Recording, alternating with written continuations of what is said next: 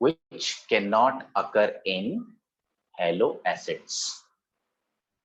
तो ये था बच्चों 14.4.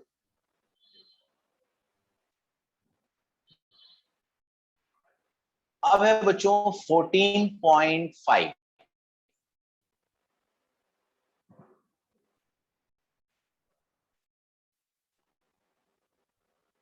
फिफ्थ क्वेश्चन बच्चों इन टेक्स्ट का है, where does the water present in the egg go after boiling the egg.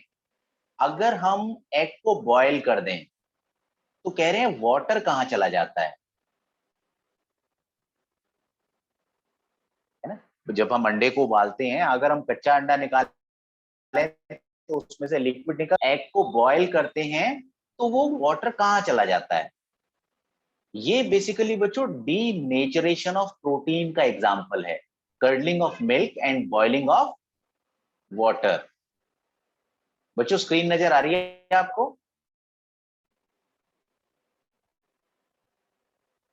उपकार स्क्रीन दिख रही है बेटा? यस सर, दिख रही है. अच्छा अच्छा, अनस्टेबल कनेक्शन दिखा रहा था, मुझे लगा गायब हो गई. अच्छा, होता क्या है बच्चों, जब हम एग को बॉयल करते हैं तो उसका प्राइमरी स्ट्रक्चर तो सेम रहता है, मगर सेकेंडरी और टर्शरी स्ट्रक्चर रप्चर कर जाता है. प्राइमरी स्ट्रक्चर क्या था? Sequence of amino acid. मगर सेकेंडरी स्ट्रक्चर रप्चर कर जाता है, तो आपस में ये पूरा मिक्स हो जाएगा, रेंडमाइज हो जाएगा, और इस तरीके से ये सॉलिडिफाई हो जाता है. पहले तो सारा का सारा एकदम सीक्वेंस में था, primary secondary tertiary structure intact था, मगर जैसे ही हीट करते हैं तो इनमें क्या होता है? कोएगुलेशन हो जाता है. डीनेचरेशन ऑफ प्रोटीन का एग्जांपल है. आपस में ये क्या करेंगे? हाइड्रोजन बॉन्ड बनाएंगे और जंबल कर जाएंगे. लिख दो, when egg is boiled, when egg is boiled, denaturation takes place. Denaturation occur, which results in coagulation. Which results in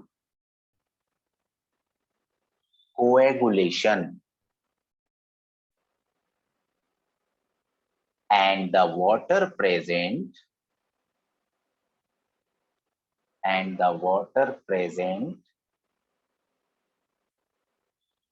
in the egg gets absorbed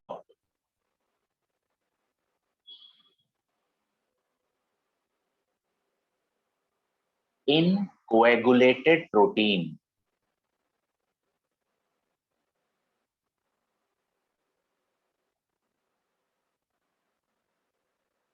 by H bond. Surety नहीं थी scientist को HS की, माना है उन्होंने, सोचा ऐसा ही हुआ होगा कि जो भी लिक्विड बचा है डीनेचरेशन प्रोटीन हो गया, वो कोएगुलेटेड प्रोटीन ने हाइड्रोजन बॉन्ड से वाटर को फिक्स कर लिया. तो इस तरीके से बच्चों ये हुआ 14.5. पेज पलटते हैं आगे.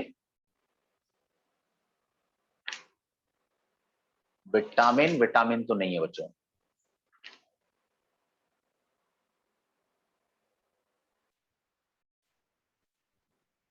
14.6 है, why can not vitamin C be stored in our body. Vitamin C बच्चों इसलिए स्टोर नहीं होता क्योंकि ये वाटर सॉल्युबल होता है and is excreted in urine. Therefore, vitamin C cannot be stored. मगर नहीं करना हमें. 17 देखते हैं बच्चों.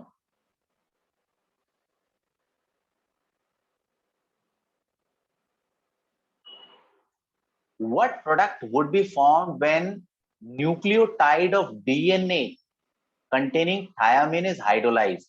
कह रहे हैं जब हम डीएनए को हाइड्रोलाइज करते हैं, यानी कि डीएनए के डिफरेंट पार्ट बताने हैं कि आखिर क्या क्या मिलेगा अगर हम डीएनए को हाइड्रोलाइज करेंगे. देखो डीएनए को हाइड्रोलाइज करेंगे what product would be formed when nucleotide में तीनों होते हैं, from DNA is hydrolyzed.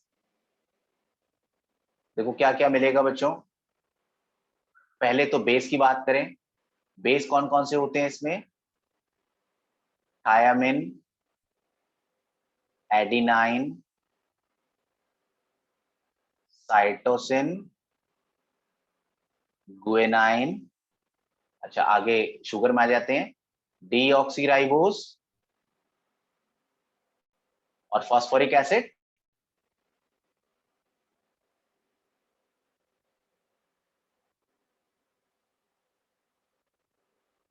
ये हमारे प्रोडक्ट होंगे। लास्ट क्वेश्चन है बच्चों इन टेक्स्ट का,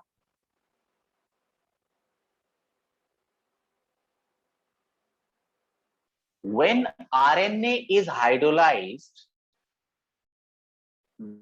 जब RNA को hydrolyze करते हैं,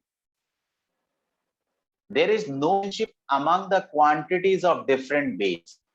रिलेशनशिप नहीं है बेस में, जो बेस मिलते हैं हमें, जो क्वांटिटी मिलती है, जैसे थायमिन, एडिनाइन, गुएनाइन, साइटोसिन, ये बेस है ना, इनकी क्वांटिटी में कोई रिलेशनशिप नहीं है, कोई भी ज्यादा कम हो सकता है, कोई पर्टिकुलर रेशो नहीं है। What does this fact suggest about the structure of RNA? देखो डीएनए में एक स्पेसिफिक रेशो होती है जिसके बारे में बात नहीं की है इन्होंने, मगर आरएनए में नहीं होती। देखो डीएनए में क्या होता है, ये डबल स्ट्रैंड होता है बच्चों। डीएनए कैसा होता है, डबल स्ट्रैंड होता है। यहां पर अगर कोई एडिनाइन है तो उसके साथ पेयर कौन सा होगा, थायामिन। अगर ग्यूएनाइन है तो उसके साथ पेयर कौन सा होगा, साइटोसिन। तो ये दो जो हमारी लेयर्स होती है न्यूक्लियोटाइड्स की, इनमें हमेशा अपोजिट बेस पेयर होते हैं। तो अगर हाइड्रोलाइज करेंगे तो ये हमेशा एक फिक्स क्वांटिटी में निकलेंगे, इनके बीच में रिलेशनशिप होगा ही होगा। मगर ये जो आरएनए है ये सिंगल स्ट्रैंड है, ये सिंगल स्ट्रैंड है, इसलिए इसमें जो बेस मिलेंगे वो कोई कम ज्यादा हो सकते हैं, बिल्कुल प्रॉपर रेशो में जरूरी नहीं है कि निकलें। जैसे हम कहें हमने 10 ग्रुप बनाए हुए थे, 10 बॉयज 10 गर्ल्स के ग्रुप बनाए हुए थे, तो रेशो फिक्स है। और अगर हम कहें खेलो कोई रेशो नहीं है, सिंगली एक ही ग्रुप बनाओ, तो उसमें बॉयज इज टू गर्ल की कोई रेशो उसमें नहीं निकलेगी। Any number of boys and girls can be find out. अगर हम 1 बाय 1 गर्ल का ग्रुप बनाए तो बिल्कुल रेशो स्पेसिफिक होगी। ऐसे डीएनए में क्या होता है, डबल स्ट्रैंड होता है और हर एक बेस की स्पेसिफिक बेस पेयरिंग होती है। तो ए के साथ टी, टी के साथ ए, जी के साथ सी, सी के साथ जी। मगर आरएनए सिंगल स्ट्रैंड होने की वजह से हम इसमें बच्चों क्वांटिटी के बारे में कोई रिलेशनशिप को रिपोर्ट नहीं कर सकते। ये था बच्चों इंटेक्स्ट का पार्ट। कितने क्वेश्चन है इसके एक्सरसाइज में, ज्यादा तो नहीं है, 25 में से 5-6 तो नहीं होंगे क्योंकि वो सिलेबस के बाहर के हिस्से हैं।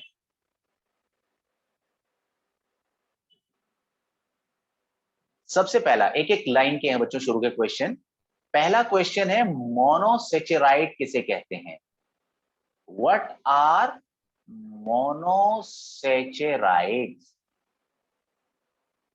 ये पढ़ चुके हैं बच्चों। मोनोसेचेराइड्स क्या होते हैं? ये सबसे छोटी यूनिट होती है कार्बोहाइड्रेट्स की, जिसको हम अदर हाइड्रोलाइज नहीं कर सकते। जैसे एग्जांपल ग्लूकोज, फ्रक्टोज, गैलेक्टोज, है ना। मेरे ख्याल से टाइम ज्यादा लगाने की जरूरत नहीं है, ये बिल्कुल एज इट इज ही पढ़ा था हमने। This is the smallest carbohydrate which cannot be hydrolyzed further। Definition पूरी लिखी हुई है बच्चों आपने। सेकंड क्वेश्चन, रिड्यूसिंग शुगर किसे कहते हैं? वैसे तो बच्चों ये डाइसेचेराइड का क्वेश्चन है, आइडिया दे देता हूं। डाइसेचेराइड में जब बच्चों दो शुगर आपस में ऐड होती हैं, दो कार्बोहाइड्रेट आपस में ऐड होते हैं, तो कई बार टर्मिनल पे सीएचओ ग्रुप फ्री बचता है और कई बार ये मिक्स हो जाता है और free CHO group at the end नहीं होता। यानी कि जब दो मोनोसेचेराइड्स मिलते हैं डाइसेचराइड्स बनेगा। अगर डाइसेचराइड्स के टर्मिनल में फ्री एल्डिहाइड ग्रुप हो तो ये एल्डिहाइड की रिएक्शन देगा, ये brick red PPT Fehling solution के साथ देगा, तो उसे रिड्यूसिंग शुगर कहेंगे। और अगर ये फ्री एल्डिहाइड ग्रुप नहीं होता तो ये नॉन रिड्यूसिंग शुगर होती।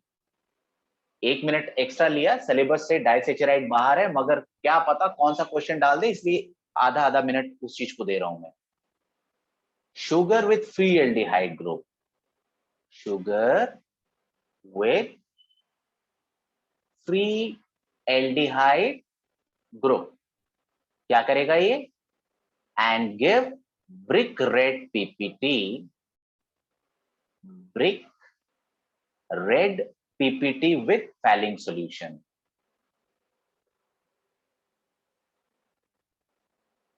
अगर नॉन रिड्यूसिंग शुगर कौन सी है भाई, जिसके पास फ्री सीएचओ ग्रुप नहीं होगा, वो नॉन रिड्यूसिंग हो जाएगी।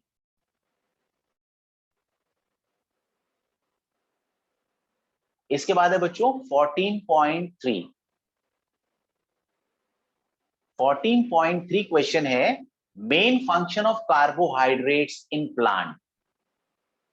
मेन फंक्शन ऑफ कार्बोहाइड्रेट्स, ये भी बच्चों हमने लिखा था, कार्बोहाइड्रेट किस काम आता है। तो कार्बोहाइड्रेट हमने पढ़ा था सबसे पहला, ये है बायोफ्यूल, FUEL, ठीक है, बायोफ्यूल है बच्चों। जैसे glucose, fructose, glucose, fructose, sucrose, तो एज ए बायोफ्यूल इस्तेमाल हो सकता है। दूसरा, एज ए एनर्जी स्टोर करेगा इन the form of glycogen, store energy in the form of glycogen, in the form of glycogen। Plant की जो सेल वॉल होती है वो सेल्यूलोज से बनी होती है, जो कि एक कार्बोहाइड्रेट है।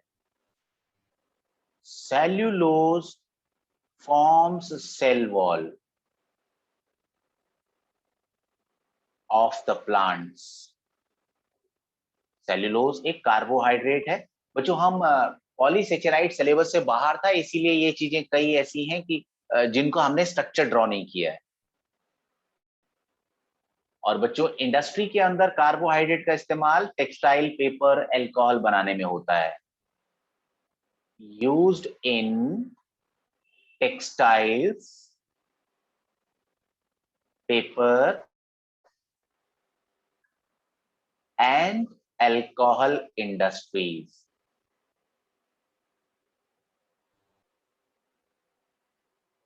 तो कार्बोहाइड्रेट के हमने फंक्शन लिख दिए, related to plant, biofuel, store energy in the form of glycogen, cellulose forms the cell wall of the plant cell, used in textile, paper and alcohol industries। तो ये था बच्चों क्वेश्चन नंबर 3। क्वेश्चन नंबर 4 में कुछ example दिए हुए हैं और ये पूछा है कि बताओ इसमें मोनोसेचेराइड कौन सा, डाइसेचेराइड कौन सा है। देखो अगेन बच्चों, मोनोसेचेराइड्स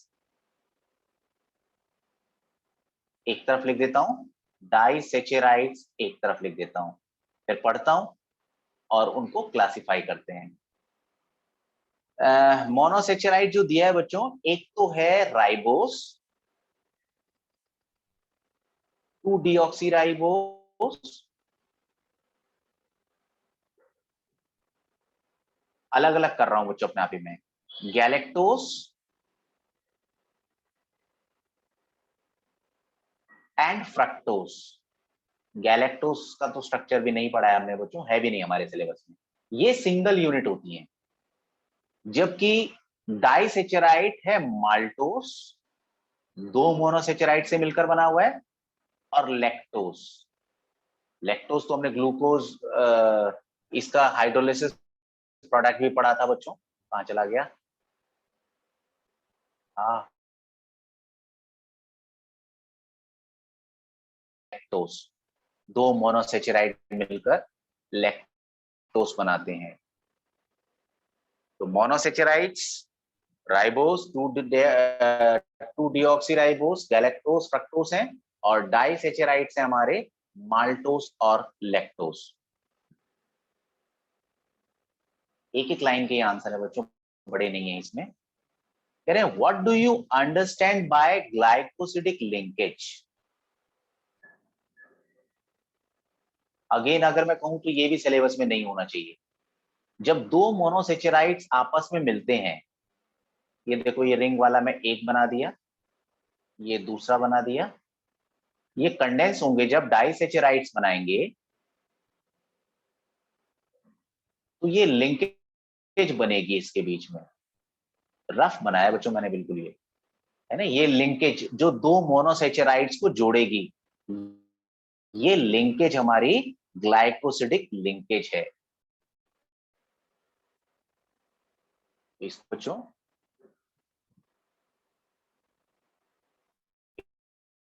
इट इज एन ऑक्साइड और ईथर लिंकेज।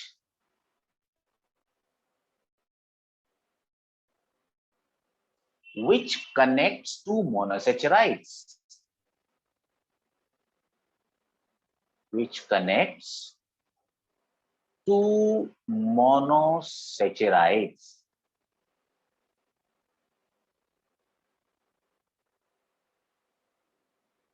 तो ये ग्लाइकोसिडिक लिंकेज है, वो लिंकेज जो दो मोनोसेचेराइड्स को जोड़ती है उसको कहते हैं ग्लाइकोसिडिक लिंकेज।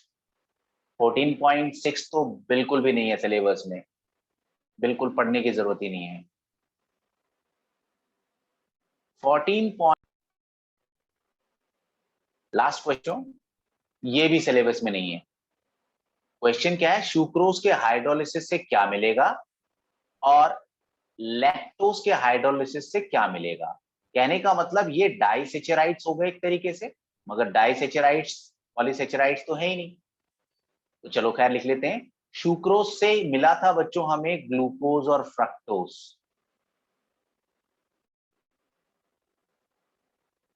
और लैक्टोज ये भी ऊपर किया था हमने बच्चों, इससे मिला था हमें फ्रक्टोज।